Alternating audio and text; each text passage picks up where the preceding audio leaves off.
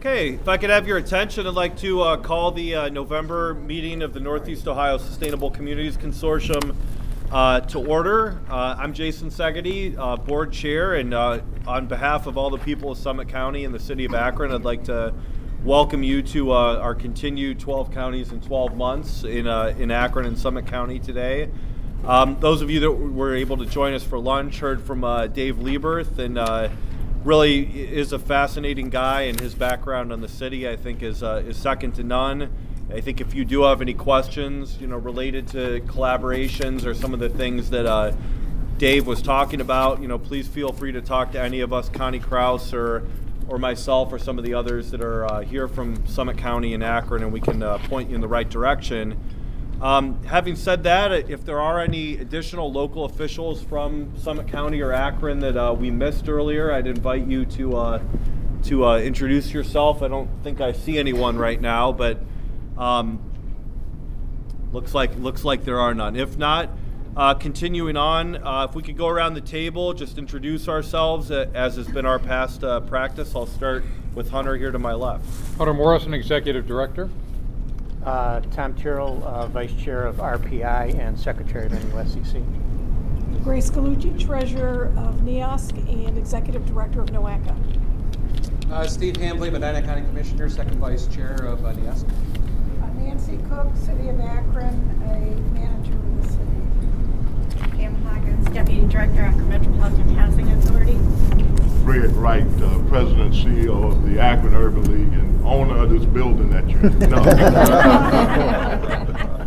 I'm the co-chair of the Community and Engagement Committee. Janice Schweitzer, Ashtabula County. Fred Collier, Deputy Director, Cleveland City Planning Commission. Bill Davignon, Director of Community Development, City of Youngstown. Jeff Dutton with the Stark County Area Transportation Study. Corey Minor-Smith, Stark Metropolitan Housing Authority. Bob Now, Stark County Regional Planning. Mike Lyons, representative from the RPI and co-chair of the Communications and Engagement. Greg Brown, Policy Bridge. Connie Kraus, Director of Community and Economic Development and co-chair of the Economic Development Workstream. I'm Gene Nixon, Health Commissioner of Summit County Public Health. David Beach from the Cleveland Museum of Natural History. John Gatchie, Executive Director, Mississippi Regional Council. Kevin Hadley, Executive Director of Natural. Joe Calvin, Schroeder, Cleveland RTA. Mike Challenger, Lorraine County Growth Partnership. Anna TSNS, representing the Mahoney County Commissioners. George Garchar, Catholic Charities Diocese of Youngstown. Bill Miller, Executive Director of the Trumbull County Planning Commission. Kelly Harris, Administrative Assistant. And again, I'm Jason Segedy, Director of Greater Akron's Metropolitan Planning Organization, AMATS. And Fred, thank you for making your house available to us, and a very nice house it is. With that, the next item on the agenda is public comment. I don't believe we did have any public comments. I'm getting the clear signal, so we'll move on to item number 3, which is the report on the Board of Directors and Executive Committee. The first item is approval of the meeting minutes from our October 23rd meeting. I have a motion. Move to approve. Motion from Mr. Hambley. Sure. Natural History Museum was represented at that meeting by Brad Chase. Okay. It wasn't indicated in the attendance. Okay, well, I'll move with that amendment. Yeah. Okay, thanks, Steve. Do we have a second? Second, Mr. Garchar. Any further discussion, questions, or corrections? If not, all in favor, please indicate by saying aye. Aye. Any opposed? All right, the motion carries. Next item was a report on the Executive Committee. The Executive Committee did meet twice between the last board meeting and this. The first was our regular meeting on November 13th. And the second meeting was last week. We did have a special meeting on November 20th to discuss the request for proposals and a recommendation for a consultant to do the scenario planning and some of the other regional planning work for the consortium, which we'll have a detailed item on the agenda later covering that. I didn't have anything else really to report on those meetings. Just before we move on, invite anyone else on the executive committee if you did have anything to report from those meetings. Okay, seeing none, we'll move on to item C, which is the board and executive committee meeting schedule. I just wanted to bring to your attention the next regularly scheduled board meeting will be we'll be back in Hudson for the winter. If you were at the last couple meetings, we talked about taking a hiatus from the 12 counties in 12 months during the winter months. I believe we'll start that back up in April, but the next meeting will be at 1 o'clock, December 18th, at the Hudson Library, where we were meeting last year and early this spring. Also, wanted to note that the next meeting of the executive committee will be that same morning, same place at 11 o'clock to transact the business that we have before us before going into the board meeting. And also wanted to just note that in your packet there is a schedule of the board and executive committee meeting dates for 2013 to get those on your calendar. With that, I'll turn things over to Jeff Anderle, who's going to talk a little bit about the upcoming board member learning and sharing sessions. Thanks, Jason. One quick note on the 2013 schedule. We will be at the Hudson Library for December, February, and March. They were booked in January, so we'll come up with an alternative space somewhere centrally located for that meeting itself. So. But I did want to just remind everyone of the invitations that you received over the last couple weeks regarding the board learning and sharing sessions. And really, in its essence, this is the culmination of the work that the board has done with Carreri over the last year. And the session is really going to be twofold, the first half of which will be facilitated by Carreri, talking about some of the foundation work and making certain that there's an understanding and a comprehension of that, and making certain that the board members feel like they understand how we arrived at those principles and vision and mission, as well as what their role and accountability is going forward with the organization. The second half of the session will be focused and facilitated by our strategy, and that will talk a little bit about messaging around what we're going to be launching in the next year, as well as some training around media training and some of the other different situations that we have found ourselves in over the past year relative to communications and how to be prepared for some of those situations. All told, it's probably a 4.5-hour session, although I do think that will probably be done in 4 hours. So the first one is tomorrow morning at 8:30 on the 5th floor of 146 South High Street in the NEOSCC building. And then the second session will be on December 7th, same time, 8:30 a.m. to 1 p.m. And that will be also at the 5th floor in the 146 South High Street. So far, I think we have 5 or 6 people signed up for tomorrow, and I think 11 signed up for the December date. If people can still make it tomorrow, we have opportunities for people to still sign up for that. And if neither of those 2 dates won't work for you, we can also add a second or a third date. And it might be something that gets wrapped in with the board meeting, either before or after the board meeting in Hudson in December. And really, I think it's critical at this portion in time to kind of wrap up that work that we did with Carreri and make certain that everyone kind of understands some of the things that were decided, and as well to kind of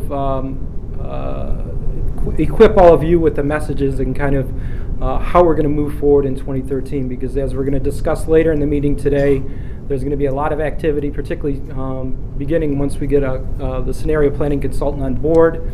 And it's something that we want all of you to be ready for, as well as some of your staff. So there will be some things to take home to your staffs as well. Any questions? Those either or?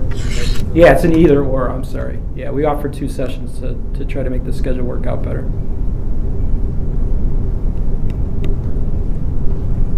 Any other questions for John? I'll be around after the meeting, so let me know if you can and you want to sign up for one of the other sessions. Let either Kelly Harris or myself know. All right. Thank you. Thanks, Jeff. right, final item under this portion of the agenda was a report from the nominating committee. And at the executive committee meeting, I think it might have been in October, we had put together a nominating committee for officers for 2013, and Connie Kraus was heading that up. And Connie, I don't know if you had anything to report at this time on that. We have a meeting set December the 11th, so we will have a report after that. Great, thanks. Yeah, and I think, like Connie said, the intention is then to come to the board meeting on the 18th with a slate of officers for 2013 for your consideration. Thanks, Connie.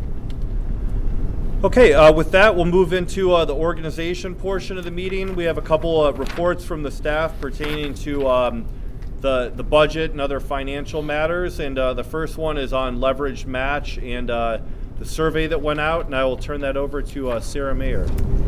Good afternoon, everyone. In your packets, you have the latest leverage match report, which is a little bit earlier due to the holiday, so there's probably a couple in there that haven't been reported yet. But we have match reported at $1.2 million, and you'll see that that is just under 40% of what's been committed, and we're more than halfway through the project at this point. So if you have not turned in your leverage match form, please do so. And then also a survey was sent around about a month ago for leverage match commitments and matching staffs to different projects that will be upcoming in the next year that you could commit people to from your organization.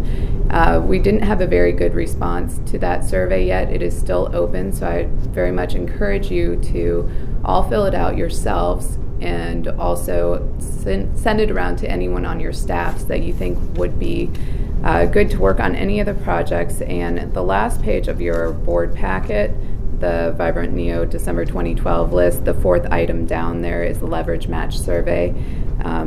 Gives you information on where to email your leverage match forms to, and if it'd be helpful, I could resend the link to the leverage match survey to all of you after this meeting. So please send that around to your organization so we get a better return for the survey. And if I could add a test, Sarah, I think that's a great idea if you would send the link again. And there's a little bit of a testimonial. I know some of you took the board survey a couple months ago on how we were doing, and that was kind of a long survey. This one isn't. This is pretty easy. Yeah, 5 minutes. It's pretty quick and easy and painless to fill out. And it really would be a big help to the staff, I think, as they're going forward, trying to kind of staff the various items in the work program that we'll be fulfilling next year. And I think we talked to the executive committee a little bit. This will be a little bit of an iterative process, I think, where the staff gets input via this survey on what you or your staff at your own organization might be best suited to help with. And then as we flesh out the details, we'll probably have a back and forth conversation about who does what. But this is kind of the first step in a really important process. So if you could fill it out, that would be a big help. Thanks, Sarah. Okay, next on the agenda, Emma Barcelona to discuss the October month-end financial report.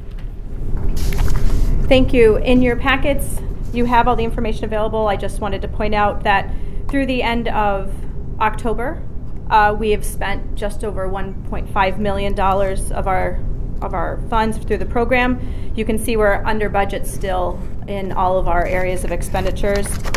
On our cash position, you'll see the funds that we have drawn from HUD as well as receipted from other sources.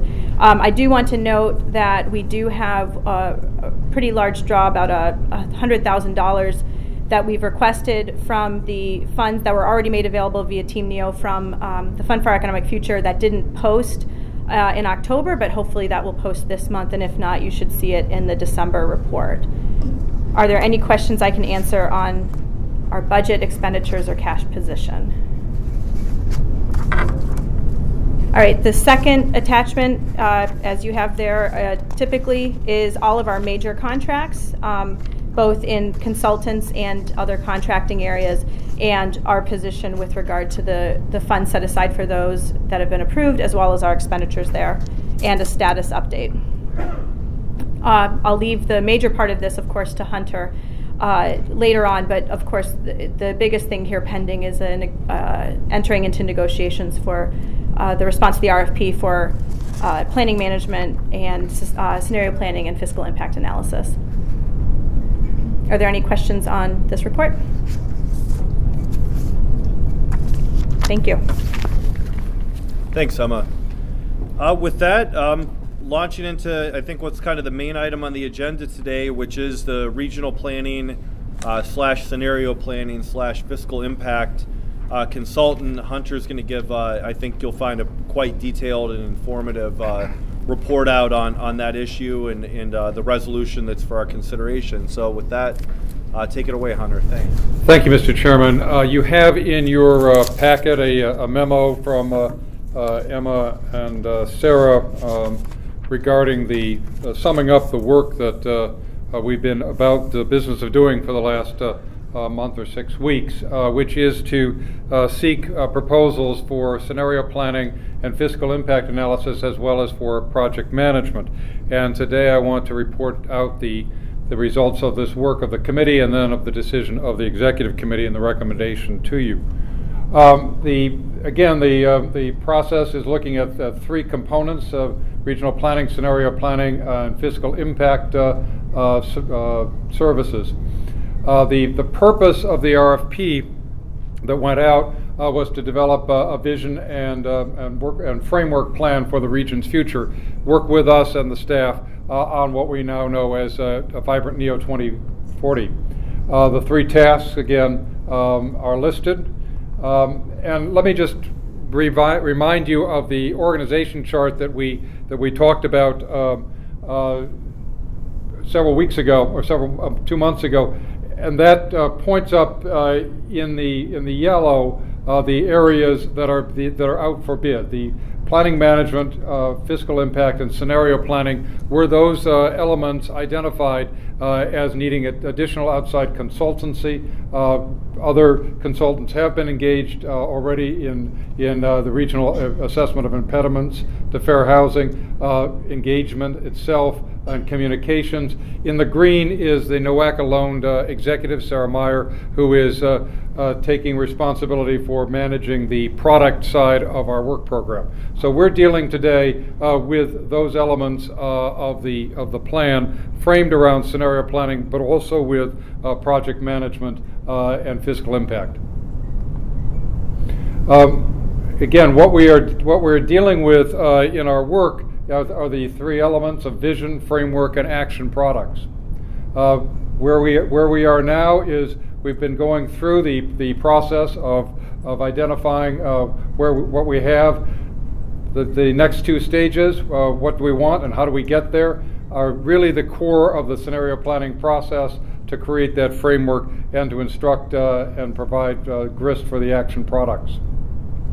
And not to belabor what we've talked about in the past, but again, the context of this is to create a vision of agreed upon values and principles and goals for Northeast Ohio, create a framework of policies and practices and relationships that can achieve the goals of that vision and address the need for action products in the form of a dashboard, toolkit, pilots, and policies. And again, what we are dealing with today are the consultancy work that needs to fill in where we need to be bringing additional staff capacity on board. So let me go directly to the 3 elements in question. The first is the regional planning services and project management. The task at hand there is to directly manage a consultant team that together with our staff and in-kind will create the Vibrant NEO vision.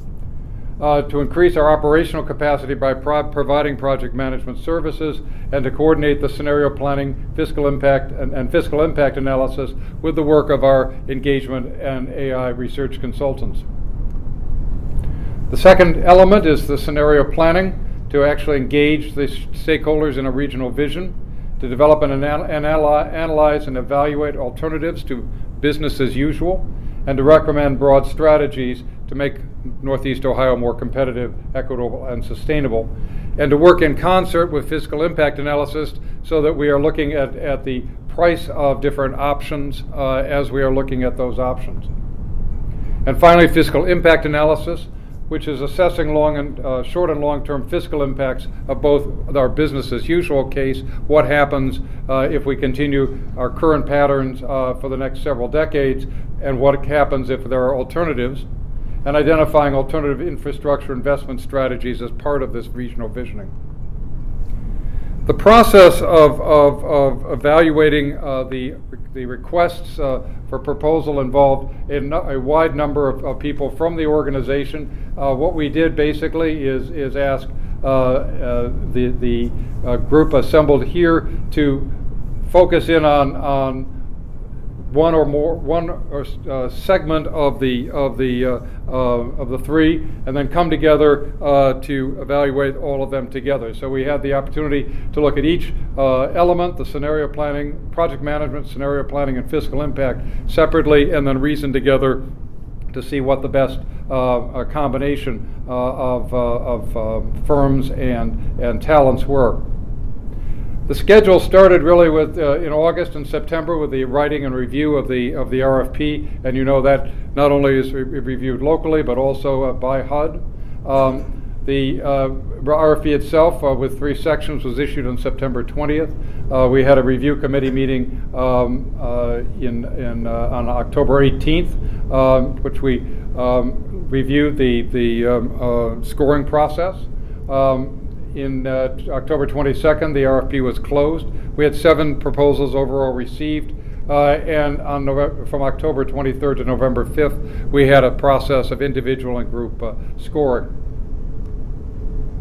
The evaluation criteria boiled down to the following: looking at the firm background, experience, and qualifications, the team experience and qualifications, the project plan, both the proposed management plan and approach, and the integration with our existing consultants and staff and in-kind, and then the cost and fees, including the hourly and overhead levels and the level of effort. There are 7 firms that submitted. 3 submitted for all 3 components. The others, 4 submitted for subsets. In the green are the firms that were interviewed for the specific components that we determined as a group were their strong points.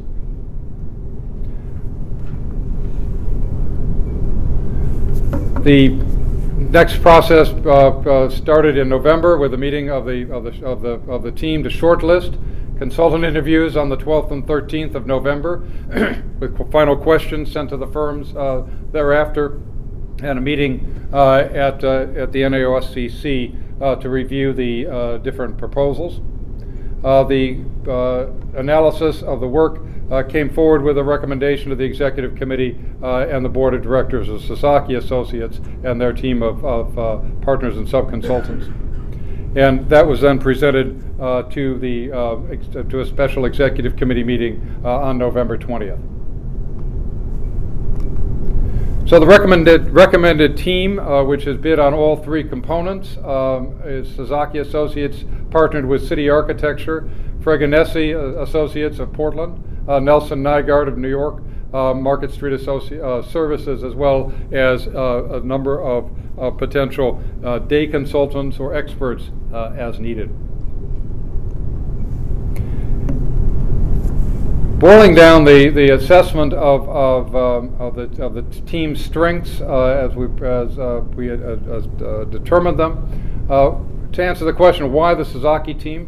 Well, the first element of that was the team experience working with scenario planning projects, including or sustainable community projects, including scenario planning. The Sasaki team is involved in a comparable piece of work in Des Moines. Fregonesi is one of the country's leading firms in scenario planning as well.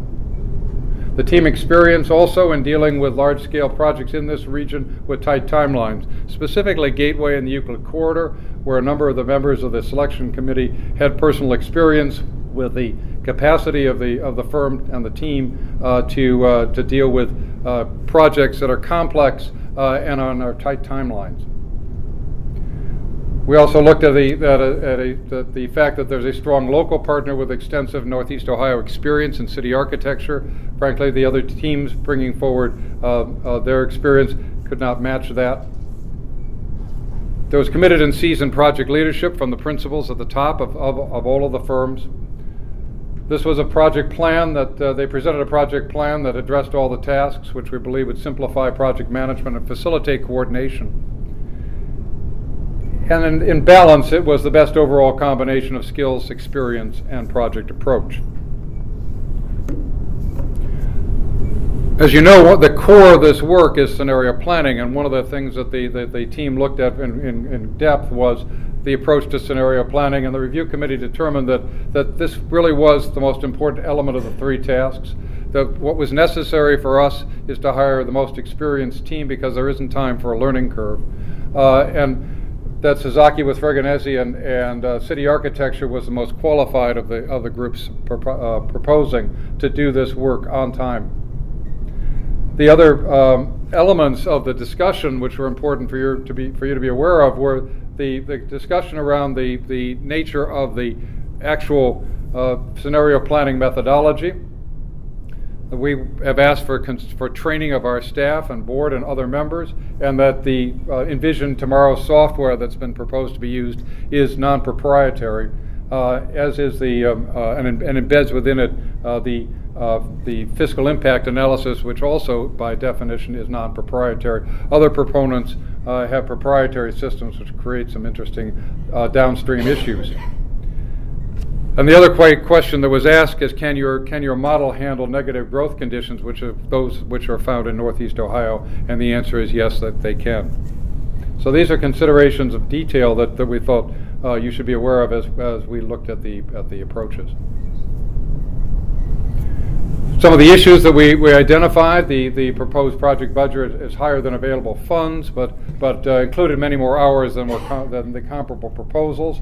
And in preliminary discussions with the Sasaki team, they have been responsive to finding tasks within the proposal that could be accomplished using local resources in place of consultant time, and that these issues we will be addressing in contract negotiations.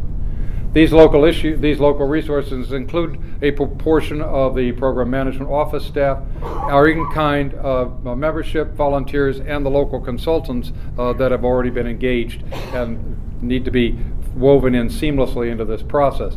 We talked earlier about the importance of the consortium participation, the survey.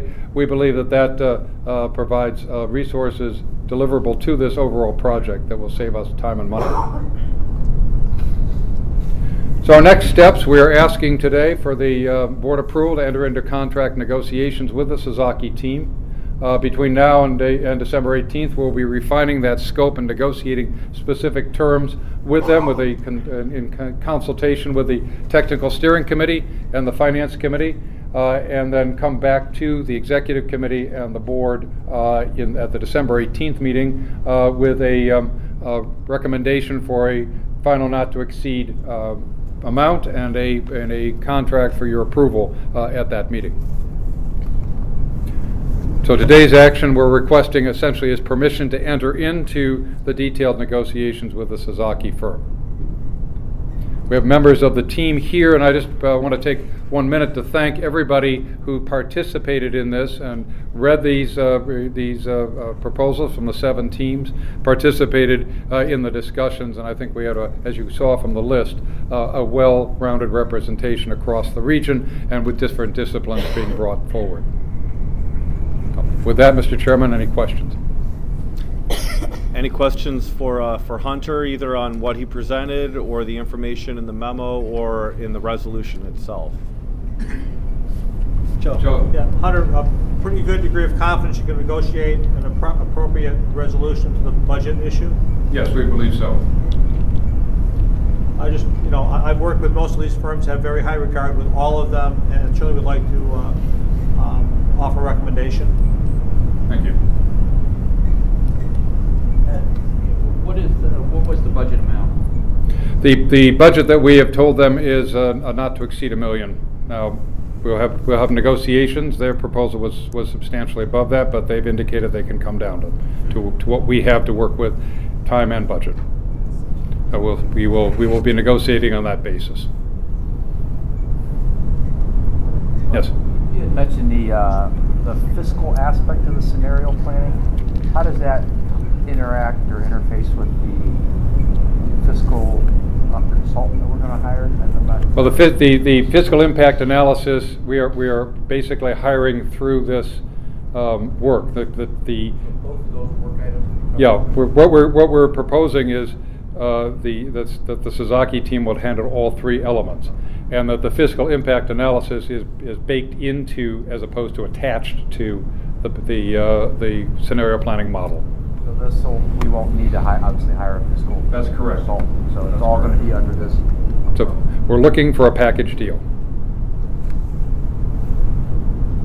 George? First of all, just to commend, it sounds like a very comprehensive process that was used, and appreciate the explanation. My question is sort of a follow-up to Joe's question. Sometimes someone will be willing to, adjust their fee structure, but then it affects performance. Any concern about that? No. I will tell you, on a personal level, I've worked with principals from several of these firms for several decades, and I expect them to be people of their word, and that we will produce what we need. Yes, Jason. Hunter, I think you're going to cover some of this next on the agenda with talking about Vibrant NEO 2040 in general, but so if any of my question goes into that, just ignore it and talk about it later. But could you give the board a sense, maybe insofar as we know about the scope of what we would be asking the consultant to do, especially as it intersects with the 5 work streams and for example, I think on one of the slides you had infrastructure scenarios as one of the scenarios. Could you talk a little bit about, insofar as we know at this point, what kind of scenarios might be modeled as far as infrastructure, economic development, the environment, and so forth, the different issues we're looking at? I think part of that is that's a question to ask of them. They are very aware of the work streams and the products that have come out of the work streams in terms of the condition and trends report. Basically, the scenario planning process identifies a base case of extrapolation of existing trends and their impacts going forward several decades, and then working through a community engagement process at the alternatives that come forward from the communities that are engaged as to what are the other options. We have a unique circumstance here, I think, in that we've got the work streams which have been drilling down on their groups. We have caucuses of organizations, and one of the arts will be to weave these together, and that's one of the discussions that we're going to be having about how best to use that talent. How best to use that talent that we brought together, particularly on the work streams, as the subject matter experts in these areas. And I think we've identified through the work streams the key topics that a scenario must address in terms of the economy, the environment, the communities. Weaving in the work that's coming out of the AI, weaving in, and one of the key issues that the fund brought up with us some time ago was weaving in the regional economic competitiveness strategy, our regional economic development strategy. How does that play out into scenarios? So I think these are questions that we are going to be probing, but basically the process will be to work with our teams, both our staff and our work streams and the caucuses such as transportation and health and parks to craft a robust set of options going forward.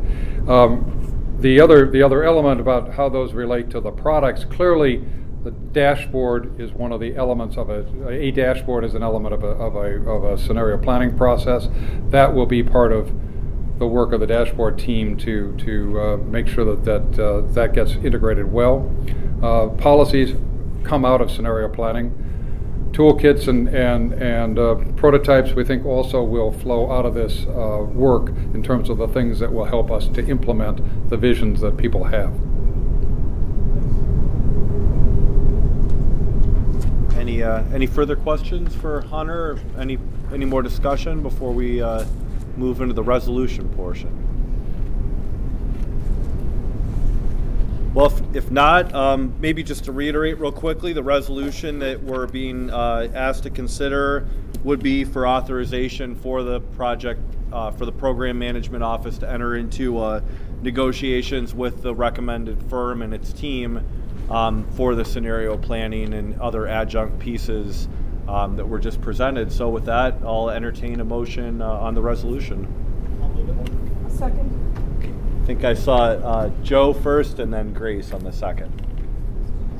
Any further discussion before we vote? If not, all in favor of the resolution, please indicate by saying aye. Aye. Any opposed? Okay, thank you. The motion Thank you. carries. And thank you on behalf of all the people that worked so hard to bring you this set of recommendations. I think we'll turn, Mr. Chairman, to the Vibrant Neo Work Plan report. You have the October HUD report in your packet, which gives you again a listing of in some considerable detail of all of the things that the PMO staff has been working on. What I'd like to do now is to turn to the Vibrant Neo 2040 update presentation. We are going forward, as you know, with a set of meetings at the MPO level, but also at the county level, and are sort of using this presentation to tee up those discussions. At the last executive committee meeting, we went through this in considerable detail, using the opportunity to really see this as a review session, and several of the members of the executive committee agreed to really drill down to make sure that we are communicating well what we're all about. And again, I want to thank those members who have agreed to do that. This reflects the results of that review, which is ongoing. We still are going through several members' comments, and if you have any comments on this, it's still in draft. Please get them to Jeff or me. As you know, one of our goals is to develop the tools which allow all of us to be literally on the same page as we present what our organization is, what our mission is, what we're doing in the coming year. So we start out in our presentation, and you all know this.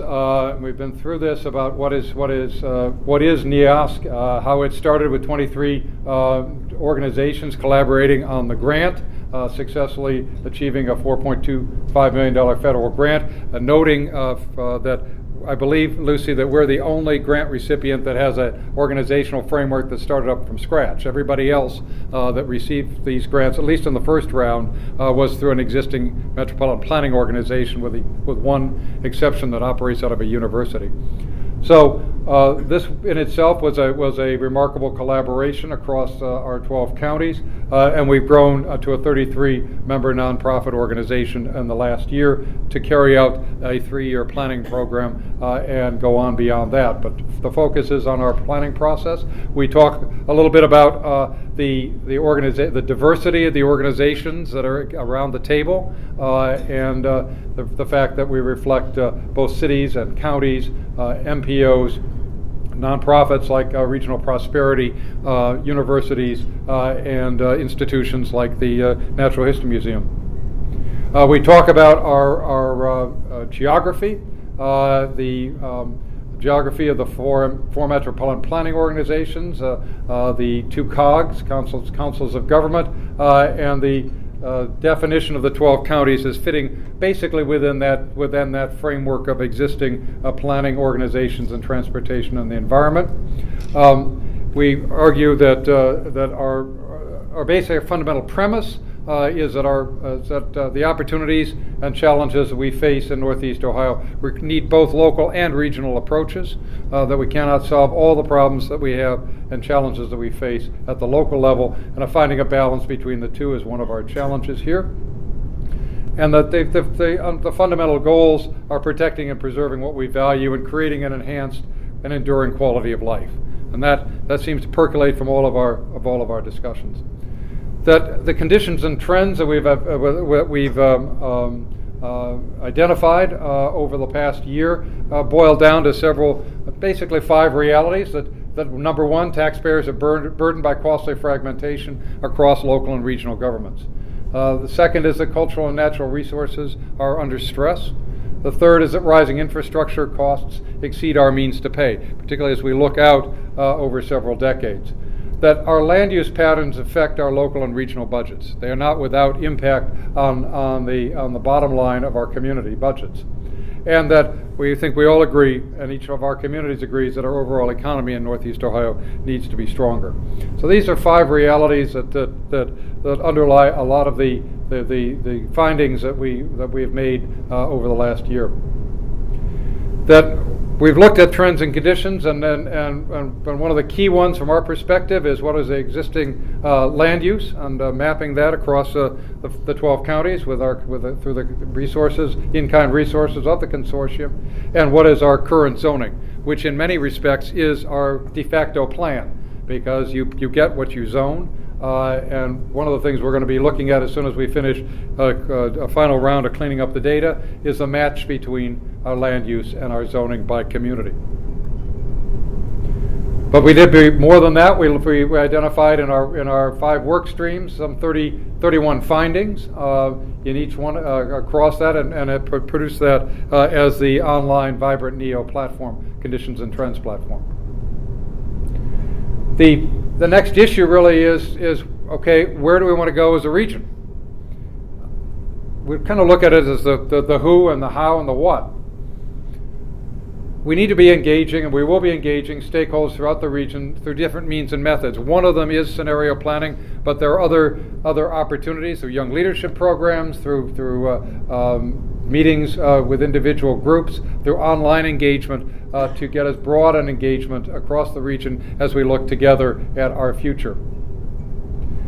The how is really through the core of that work is the regional engagement process through scenario planning, which creates, as a result, a broad shared vision of the future of Northeast Ohio.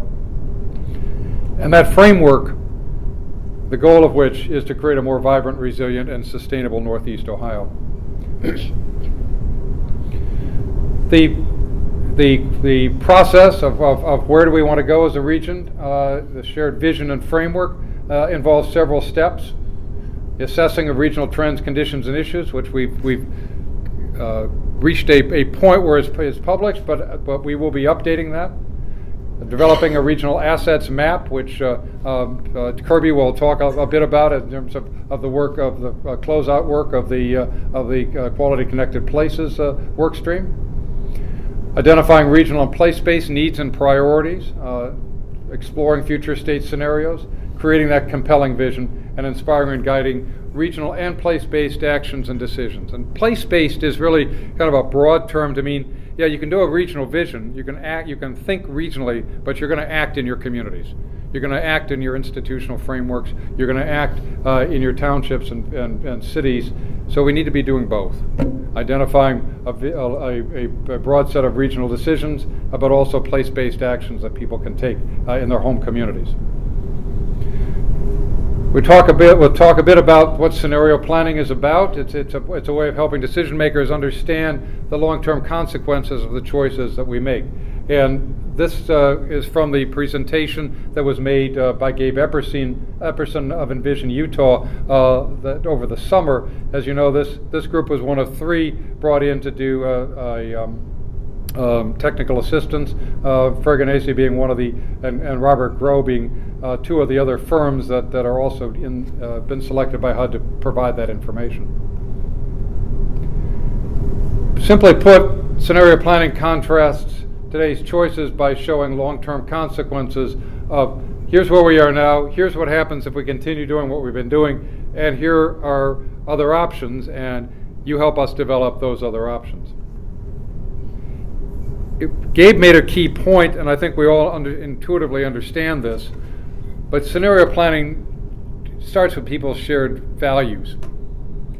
And the process that that Envision Utah has gone through over the years suggests that there are basically 6 values that commonly come up in the scenario planning process: personal growth and well-being, education, community, nature, family, security.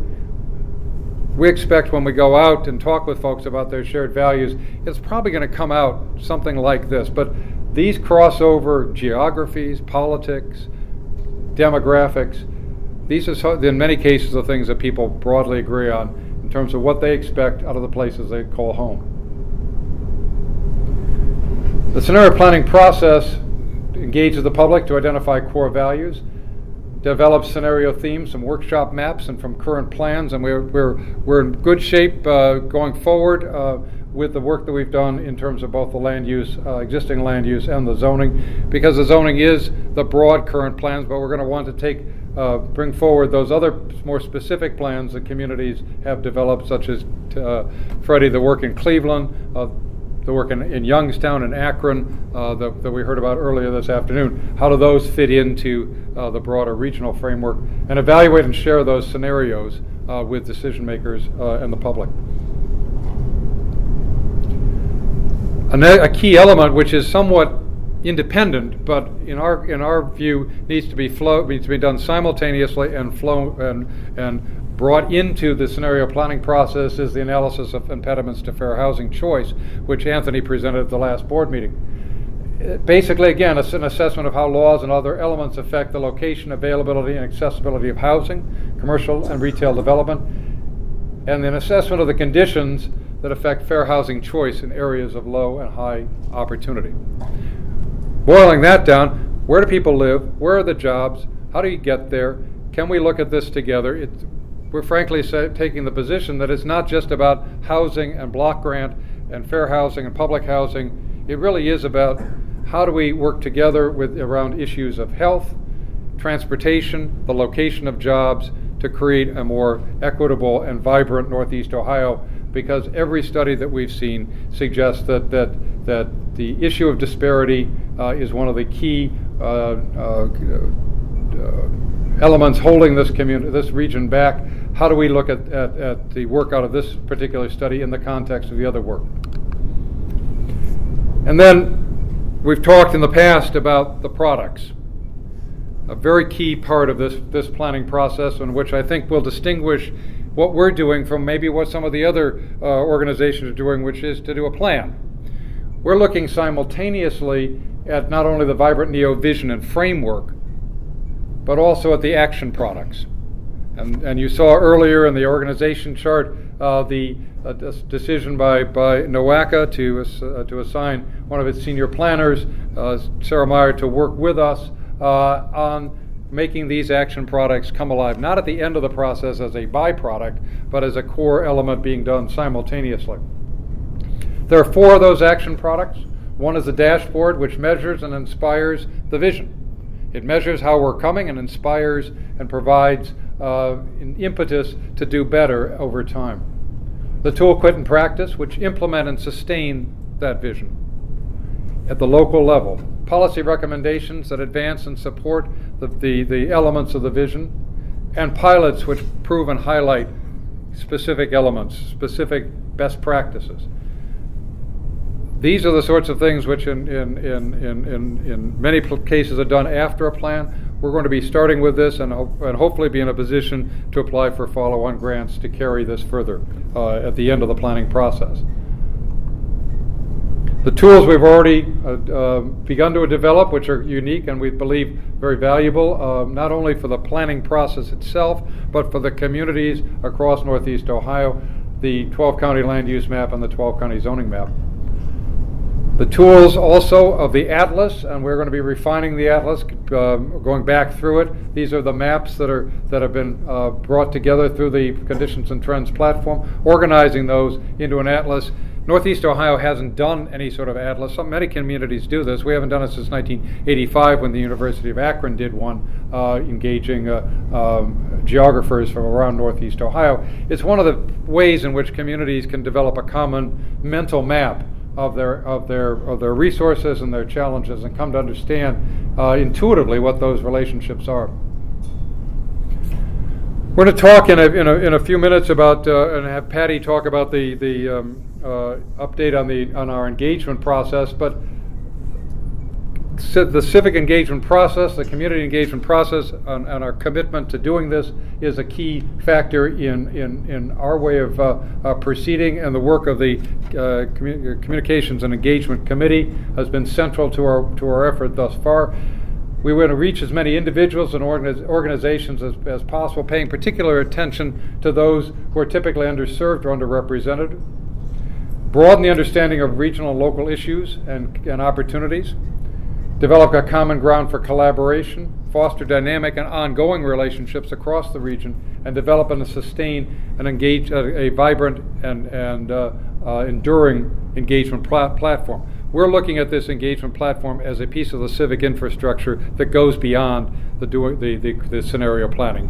It's a means to the end of doing a scenario plan, but it's a tool, and I think this reflects the work of your committee, Mike, and in terms of pulling together a broad vision of what engagement should be in Northeast Ohio.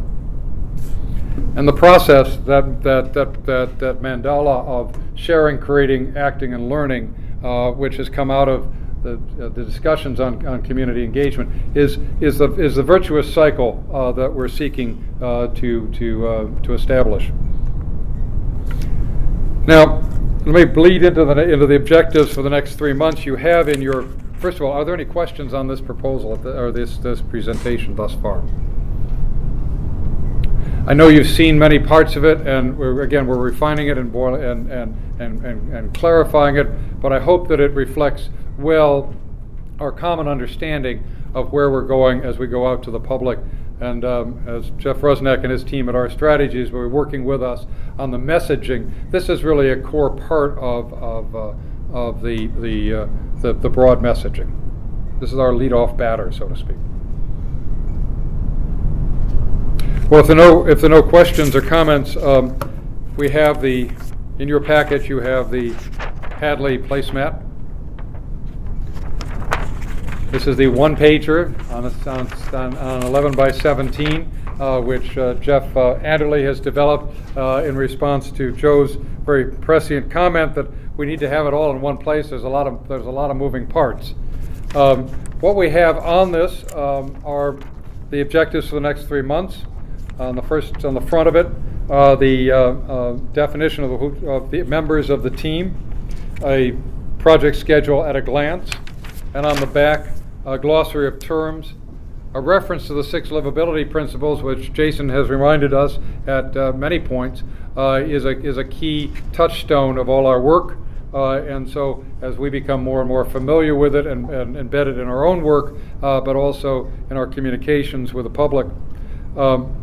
And then on the lower part, the broad schedule going out to a year from now. Over the next 3 months, we're going to be focusing on the engagement of the regional scenario planning firm. The regional AI will be doing data collection and surveys. We're coordinating the 2 efforts. There will be MPO workshops. We'll be completing the MPO workshops, and in December and January doing the 12 county workshops.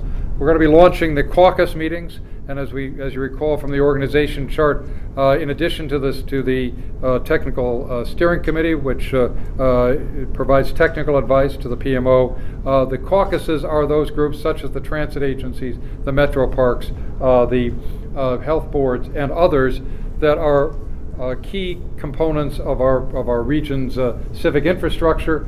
As Joe and I have talked in the past, the transit agencies meet in Columbus, they meet in D.C., but rarely do they meet in Northeast Ohio around the issues of Northeast Ohio, and very rarely do they meet with people on the economic development space, or the health space, or the housing space. And so this is an opportunity to begin pulling those groups together to advise the scenario planning process. And Lorraine County Community College, Roy Church, and Shara Davis have agreed to take on helping work with the PMO to organize those as their contribution to this effort. We will be having a December board meeting, and part of the topic of that, besides presenting your recommendations on consultants, is a look forward to 2013 and an appreciation to all the people who have participated in bringing us thus far. We'll be doing board orientation, and we would be doing budget revisions because we are going to need to submit a formal budget amendment to HUD. In January, closing out the Fair Housing Survey, we will be presenting the leveraged match resources so that you all know what you've committed to. Completing the needs assessment work on tools, launching the scenario process itself, and presenting a monthly calendar on that, and then in February continuing the work with the AI, and the scenario planning is underway. So these are our ambitious goals for the next 3 months. Any questions on where we're headed?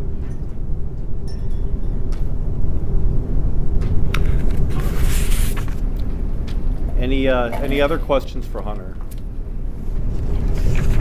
Finally, you have the one-page calendar of critical dates in December. This was developed to try to boil down and stop emailing you every 3 days with some new meeting. And Jeff has put this together. Again, if this is an internal communications tool to you. If you have any additions, amendments, corrections, or thoughts on this, please let Jeff know, because we want to make this a very useful tickler for you at each meeting, looking ahead to the next month. Okay. With that, I want to turn this. Any other questions or comments? With that, I'd like to turn this over to Patty Chobe, who will give you an engagement update, where we're headed, and then we'll have a presentation by Kirby Date. As we close out the Quality Connected Places work, and let me just say that there are two work streams that are finishing up their work. One is the QCP work stream, which will be done in December with its final report, and the other is the economic development work stream, where several elements such as the connection between the regional economic competitiveness strategy and our work needs to be perfected, and that one of the key ideas that's come out of our work together about competitive job centers as they relate to housing and transportation is being perfected, working with the co-chairs of that committee. So with that, Patty. Thank you, Hunter. All right, I have a question for everybody, and you have to answer honestly. Raise your hand if you feel engaged in this process. All right, that's awesome. So now I was a little worried what I was going to get when I asked that question. What we have to do now is begin to engage a large number of people. And I know I keep always pointing to Ed Jurse when we talked back in June about, is it possible to talk to several thousand people in the region in a meaningful way? And the work that the engagement, communications and engagement work stream has been producing to date, along with us and our strategy and the staff, we believe it is, but it does take a long-term and concerted effort to do so effectively. And so where we are in this process, as many of you have seen and heard through the emails that we have been sending to you, and Mary Beth was just saying, we're getting quite a few of them on a regular basis, is that we have a lot of people who come from a lot of different places in the region. And I just asked Linda Hendrickson from the City of Cleveland Planning Commission to send me a slide that came out of the work of the Quality Connected Places group. And what's really interesting, and I won't sort of share the entire analysis because I think it may be coming in Kirby's presentation or in a future presentation, but what was astounding to me is that we only have 8 jurisdictions in the region that have over 50,000 people. We have 37 jurisdictions that have somewhere between 20 and 50,000 people. So a lot of our suburban communities, our smaller cities, our larger townships. We have 116 places that have between 5,000 and 20,000 residents. And we have 227 jurisdictions in Northeast Ohio that have less than 5,000 people residing in them.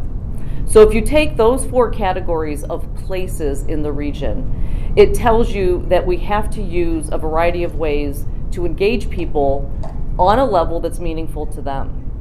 As we started the engagement activities, you've all been hearing about the workshops that we have planned or have already conducted, as we did with NOACA for the MPOs and the COGS. We held a workshop with the City of Cleveland, interested parties and stakeholders, and what we are hoping to do is finish up the first round of county level meetings in December and January so that every county will have been engaged in a way that makes sense for that county. And for those of you that I've been talking with as we've been scheduling these meetings, you know what that means. That while we may have a common message and agenda to bring to those listening meetings, the way in which we do it is different every time we reach out to a different jurisdiction. So I want to share that with you because I think as you're sitting here listening to me, you're thinking about the diversity in your own communities that you return to after this meeting. And it's important that we schedule the meetings, that we hold them in places where people will come, and that we engage a network of leaders who really have a vested interest in what is happening here. So for those of you that we've already scheduled the meetings, I want to thank you for your cooperation. And for those of you who are in the process of doing this with us, I again want to thank you for sticking with us because as you all know, there are a lot of other competing activities happening in the region right now. Every county has at least one major economic development or planning group already working together. Our job is to figure out how we connect to those and how we help those local efforts understand how they connect to us. And I think Todd Peets from the Portage County Regional Planning Commission said it best to me last week when he said, we know what we want to do in our county. We're working together. We're much more collaborative than we were even 5 years ago, but we need to know how we connect to not only things outside of our formal county boundaries, but to those other types of frameworks, watersheds, job corridors, transportation corridors, quality job centers.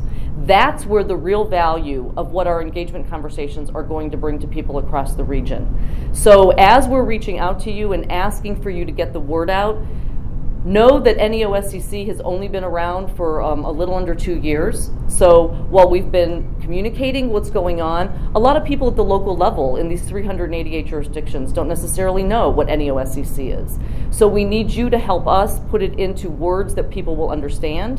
And in this first round of county level meetings, to really bring together high quality leaders that understand that a unified regional vision is really important to the future of our region, and that we understand that there will be different conversations happening at different levels of the region, but that conversations have to happen throughout the region for this to be successful. The other thing that we've been working on, and the Communications and Engagement Workstream group will see this in December, and we'll be bringing it to you at the December board meeting, is a series of engagement metrics that are based on the 3 major activities that are part of what we're doing now. Engagement for the regional AI study that we're working on with Anthony Kobach and West Services, the engagement, which will be a very iterative process for the scenario planning, and that being connected to a new way of creating citizen review committee structures in different types of clusters around the region. So we're not going to be holding true to the way we look at things from a county level, but really trying to understand the region better in terms of how people live and work in the region. And the third thing that we'll be doing is making sure that as that engagement occurs, we're building capacity. So the idea here is not just to have staff or consultants actually facilitate and execute the work.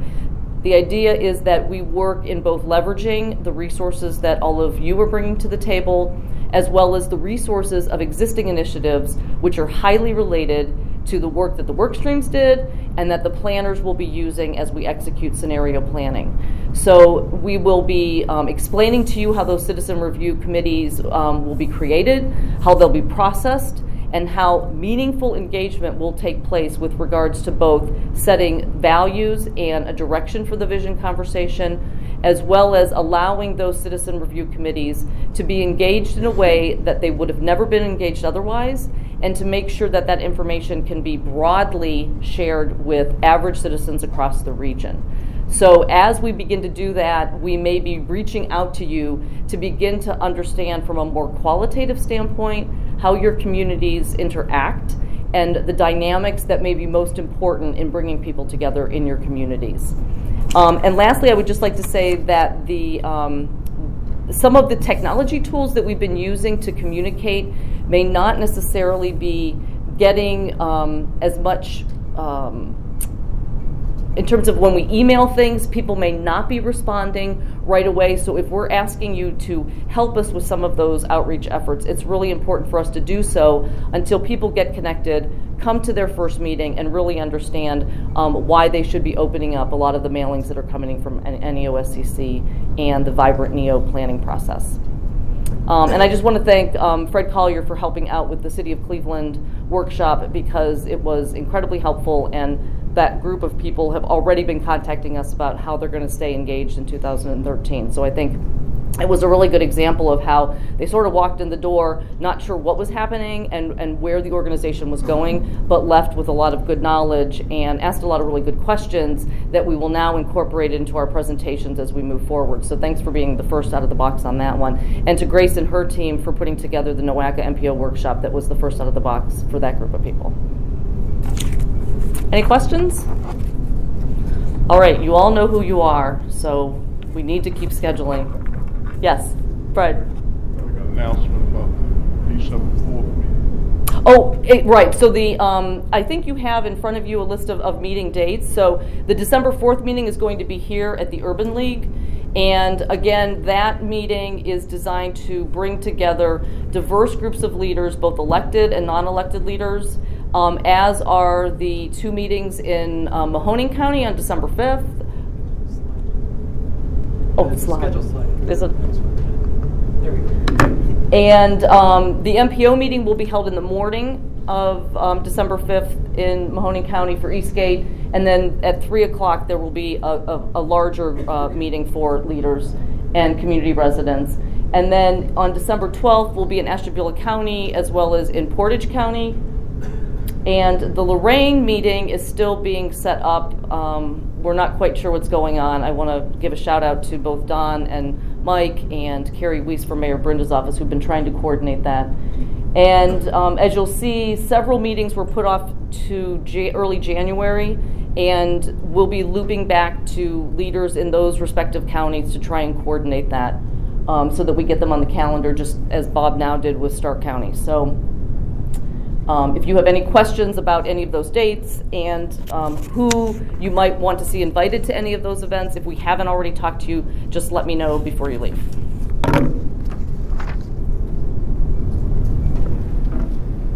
Thanks, Patty.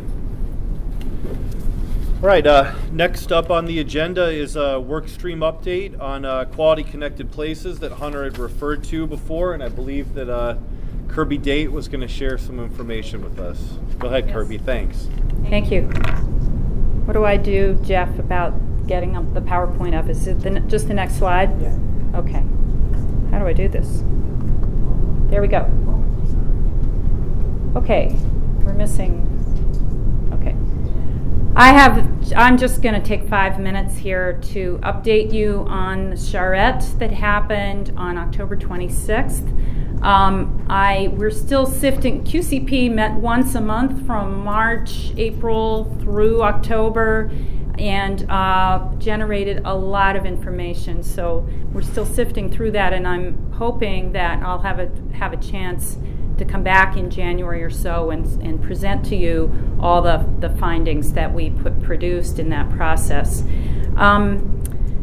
Quality of place is a really interesting topic. It was part of the original NOFA. We were supposed to do this. We were supposed to create a work stream and look at quality of place in Northeast Ohio. It is one of the keys to livability. If you talk to your average citizen, a lot of the things they're going to talk about what they like and don't like, about where they live, is related to quality of place. It is a very engaging topic to the public, and at the same time, it's extremely subjective. And this is part of why it took us longer than some of the other folks who were simply analyzing data on air quality or data on economic situation or data on various other topics, transportation and so on, we had to get a handle on what we meant by quality of place, try to take a stab at defining what it might be, look at what some of the aspects and attributes of that are here in Northeast Ohio, and then try to assess where we are and where we'd like to go. And so in light of that, it's a little bit different topic than a lot of the others that the other work streams looked at. And what we chose to do was once a month get together and examine and explore different aspects of quality of place. And we're in the process of pulling all that together, and we'll be presenting that to the NEOSCC in a month or so.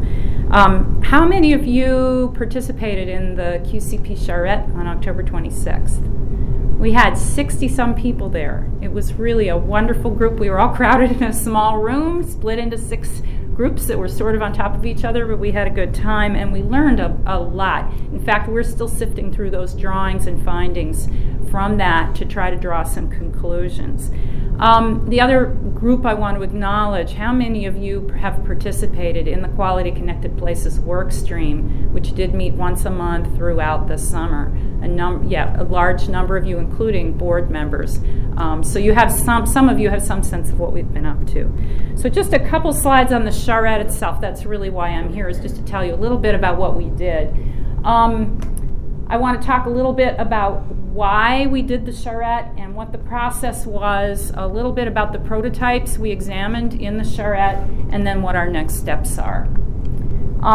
In order to talk about why we did the charrette, I have to go back to the goals for QCP. The goals came out of the original purposes of the NEOSCC, things like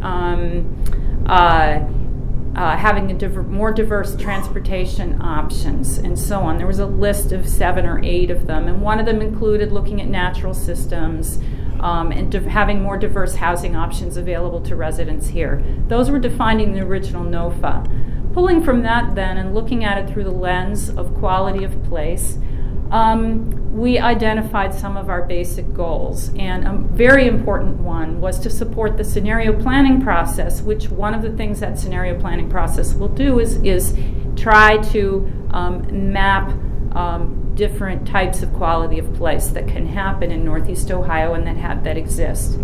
So starting in the fall, the goal was to support the scenario planning process in our work leading up to the beginning of the work with the consultant.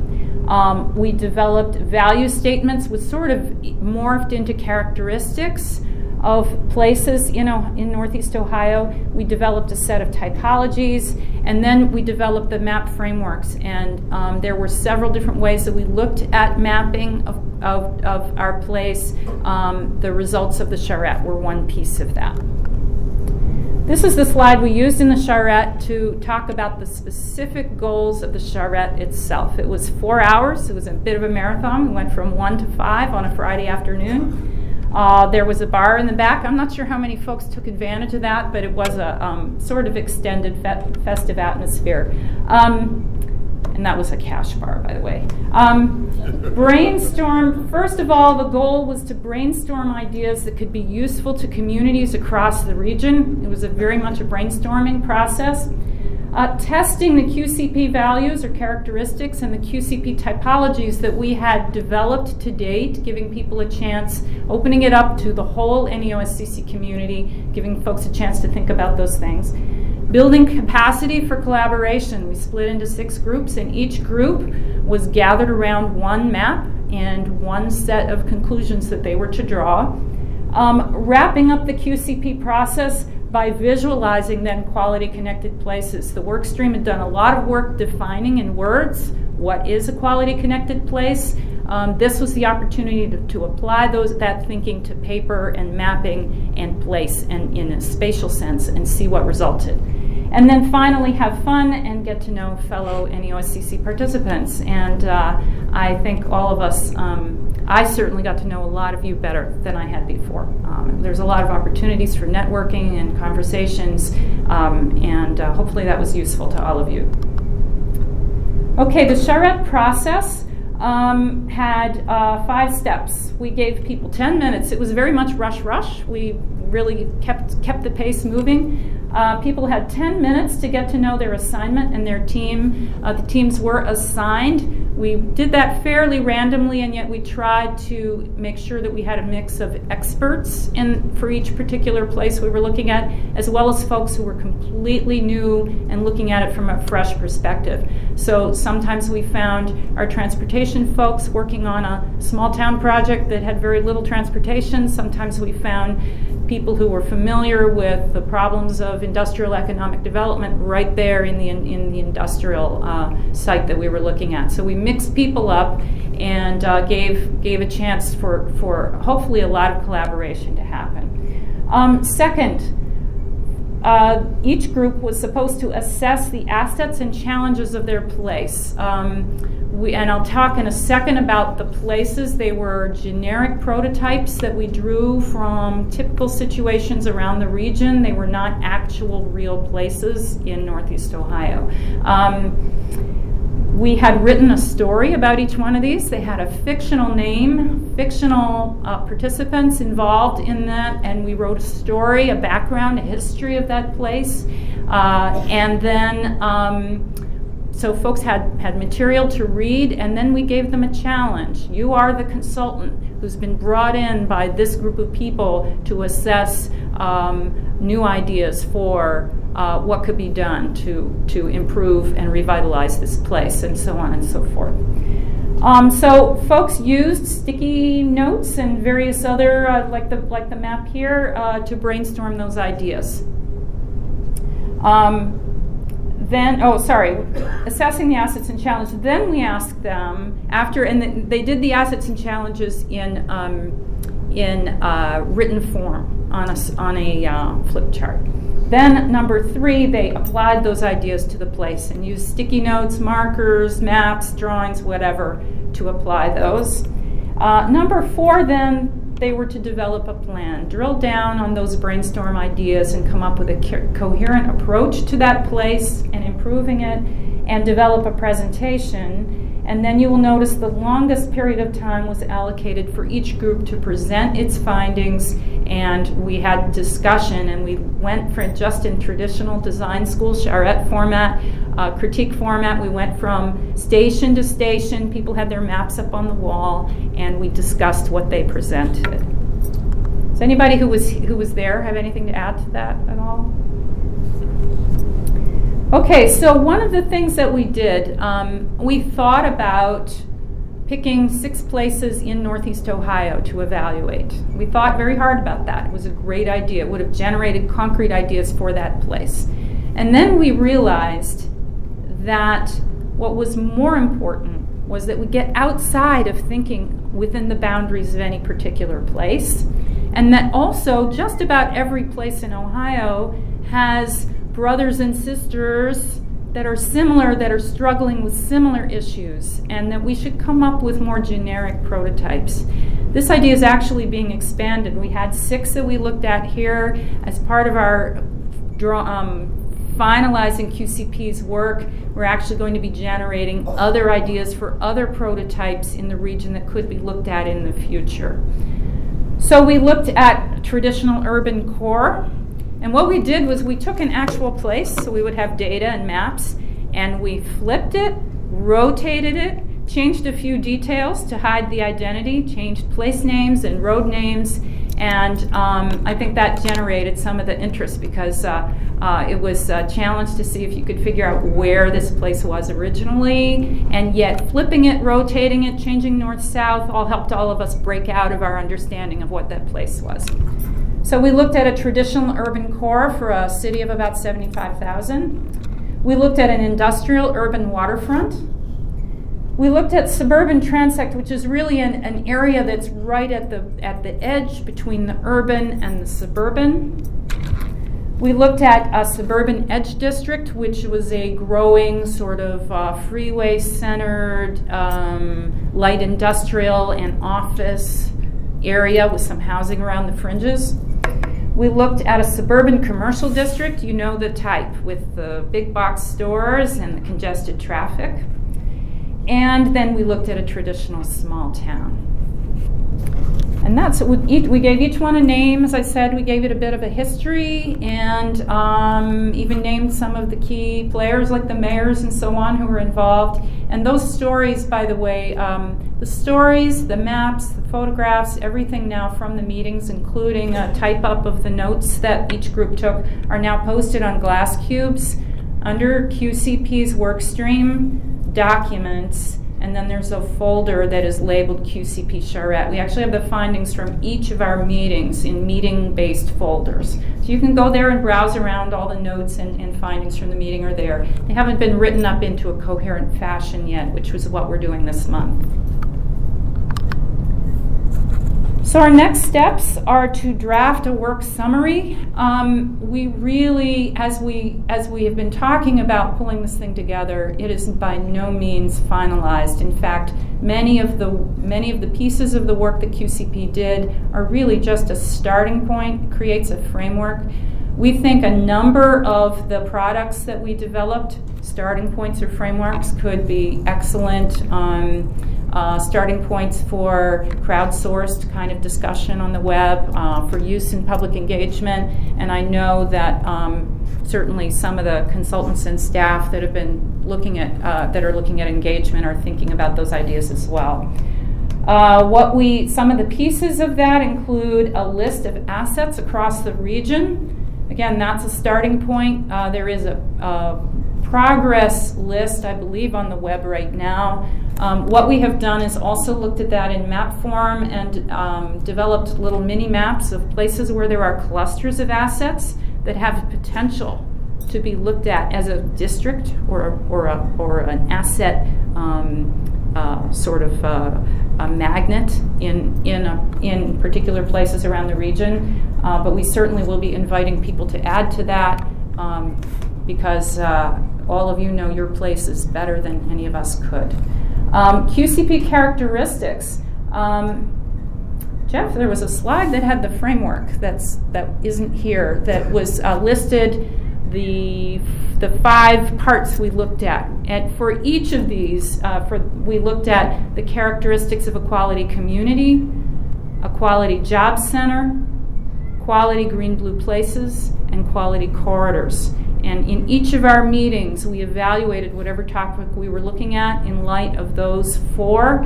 And then the 5th one was pulling it all together, because those 4 things were seen as the framework for what creates a quality connected place. So it's communities, job centers, corridors, and green-blue places, which is the natural landscape framework.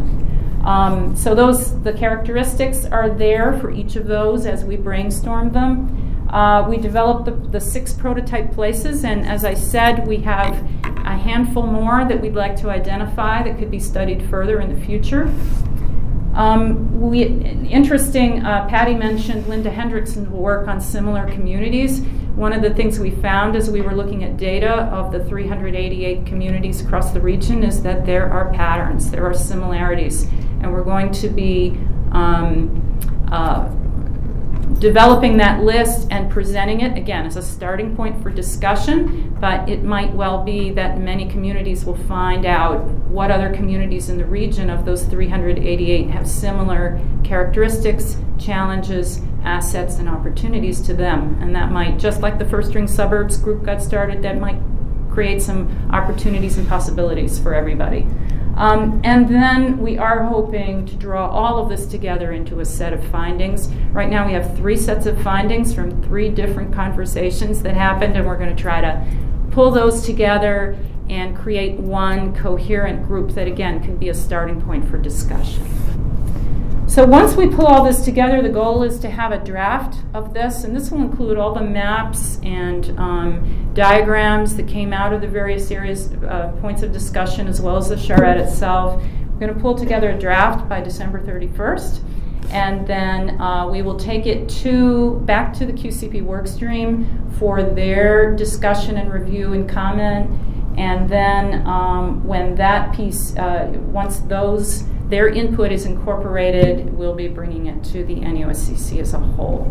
And again, I don't see this thing ever being finalized. I think it's the beginning of discussion, but it will create a framework for discussion on that.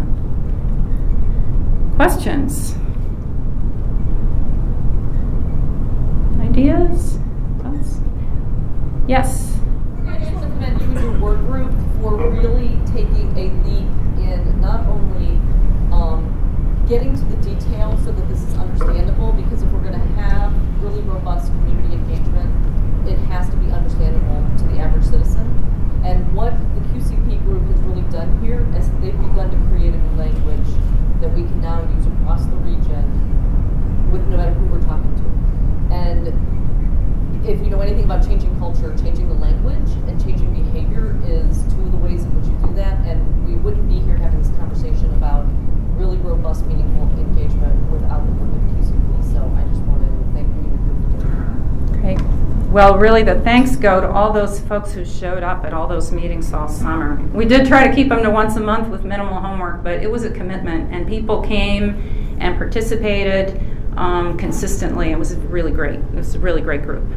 Yes, Freddie. The one comment that I want to make is that it really, the participants, it kind of took me personally out of my comfort zone. You know, being a guy who plans for an urban community, you actually had our illustration up there in the previous slide, and we were dealing with this whole techno edge concept, where you had this sort of suburban sort of transect, and I found myself repeatedly trying to apply urbane principles to this area, because that's what I was sort of used to. But it put me in a very uncomfortable space, which is good.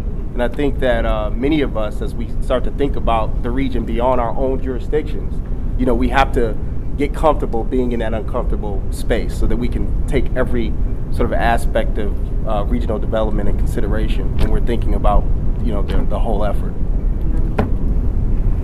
And Jason. Kirby, this question I think is for you as well as maybe for Jeff Vanderlee or Patty and the team from our strategy, Jeff Rusnick as well.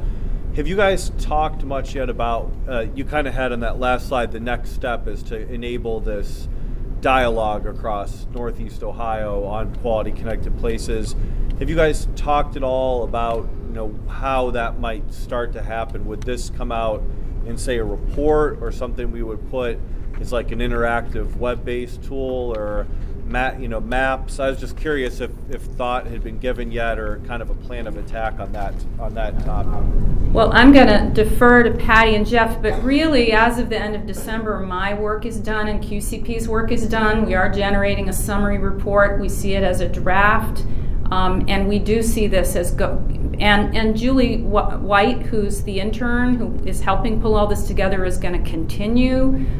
So she's going to be available for editing and whatever, manipulating maps and diagrams. But really we see this as a closure, and then it will move into the public realm with the existing public engagement structure that's there. Okay, Patty, want to add to that? I just want to add, and that's a really important question, Jason, because one of the things that traditional engagement activities don't really harness is the educational process that people go through when they are being engaged. And so part of the scenario planning process will be to create a scenario planning guidebook that is not just a one-time thing that we use in 2013, but it will basically take this language, begin to put together what's the process that we're using. It will be highly detailed around the process and the component parts of that, and then be allowed to be used, and then we obviously learn from it, make revisions, and then go through the entire process. So there is a natural way and a reason for documenting it, not only to capture this for future activities, but to also use it as an educational tool, because particularly in the arena of planning around healthy communities, if people aren't educated about why and how, very often, or very rarely do those initiatives ever take root. So it's really important for us to really take the time to record what we're doing, because the process needs to be not only communicated to folks in this room, but to citizenry across the region and to a wide array of professionals who are going to be a part of the process. So I can't emphasize the process of doing that enough.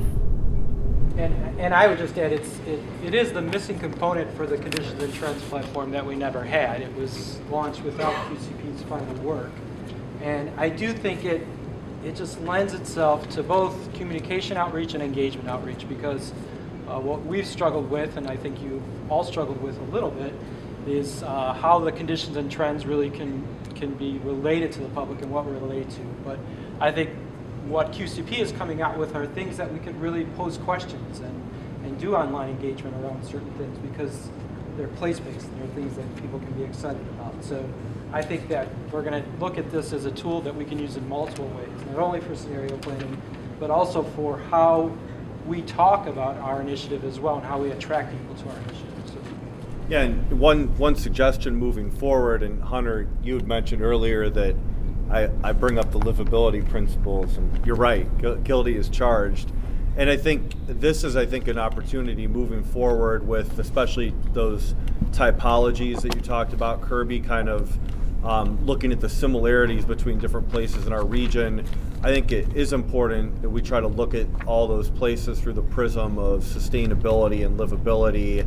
And I know, for example, when we did our Connecting Communities initiative at AMATS, we had kind of a real broad perspective of, preserve and revitalize the urban core, retrofit suburban areas to be more sustainable, and preserve and protect rural areas. And there's a million different strategies within the realm of each of those three things, but I think coming up with a similar, if maybe different somehow, approach for the groupings of communities and neighborhoods and so forth that are coming out of this would be important, as we try to explore to look at what does sustainability mean in each of these different kinds of contexts. Mm-hmm. Yeah, and I would think we're going to put together a summary report so that it's all in one place, but the ideal scenario I would think would be to break that back out into its various conversations and use those in a more interactive way, either in the public engagement meetings or on the web. Okay, I'm going to close. Oops, I guess the last slide isn't there after all. We had a big slide that said enjoy, and that's the one that we used to send everybody off to their groups to work, and they did indeed do a good job at that. And I just want to thank all of you who participated that afternoon. I know it was a challenge to get yourselves there for 4 whole hours on Friday afternoon, but I think just about everybody stayed to the very end. And we really got a lot out of it. And we'll be bringing back to you some of the findings and conclusions from it at a later date. Okay, thank you. Any other discussion? Thank you.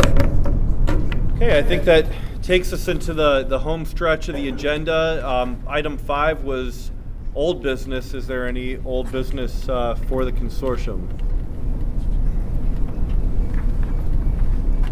Okay, seen none. How about new business? Okay, and then Jeff, this is the curiously titled December watch list, so I'll turn that over to you. Hunter already briefly discussed this, but again, it's that last page in your packet that really has the 5 things that we think are of great importance over the next month. The first is the county engagement and MPO engagement meetings. In your packet, you'll note that the Lorain County meeting actually has been pushed back a week. In your packet, it says December 6th. It's tentatively scheduled for December 13th now. Secondly, Anthony, as he talked about at the last board meeting, is launching the Fair Housing Survey. If you're interested in helping to distribute that to some of your networks, please contact Anthony. The survey will close in mid-January. One thing is, on the newsletter, the 2 links for the survey, one for the government officials, one for the housing stakeholders, will be in the newsletter, so people could pull it down that way or forward it that way as well. The board learning and sharing sessions, which are taking place tomorrow and December 7th, please let Kelly or I know if you can attend. As Sarah talked about, the leverage match surveys, we will either Sarah or I will send out a link to the survey again, but contact her with questions about that. And then lastly, we're always looking for volunteers for different things. We've printed out some new flyers that are on the tables if you want to take those with you to your organizations And there's a couple different ways that people can volunteer. So the other thing I wanted to mention, and I was remiss in doing this yesterday in my hurry, that we did not put a copy of the guest column that Hunter and Jason wrote in the Sunday Plein-Dire, but it received quite a bit of hits online and drove quite a bit of traffic to our website. I will send a link out to all of you over the next day. I had meant to include it in your packet today, but just kind of ran out of time last night. So, thanks, Jeff. And I guess before we adjourn, just a couple things to announce. Thanks once again for coming out to this meeting today. I would say it looks like there's some kids out, so on your way out, be careful. If you are interested in doing anything socially afterward, I don't think we had anything formal, as Jeff said, but if you want to see me, I'll volunteer to try to arrange something impromptu. And do encourage you to go on the tour that Fred's going to offer, and maybe if you stick around for that, then we can figure out somewhere to go after the meeting. So thanks for your attendance. And Hunter, did you have anything to add in closing? No, again, I do want to thank you, Fred, for hosting us. And when we first saw this facility, because we were looking all over Akron for where is a common ground facility that's accessible, convenient, and has facilities, and you showed us this, and I'm very glad we're be able to avail ourselves of it, because it's a great place to meet. Fred, did you have anything logistically? Should we just kind of convene afterward here? Yeah, anybody who wants to go on the tour, I'll meet you right over there by the door. Mess with the tour. It'll take about 15 minutes. Okay. Anything else for the good of the order? If not, I'll entertain a motion to adjourn. Freddie. Second, Greg. Any opposed? All in favor? You're adjourned. Thanks.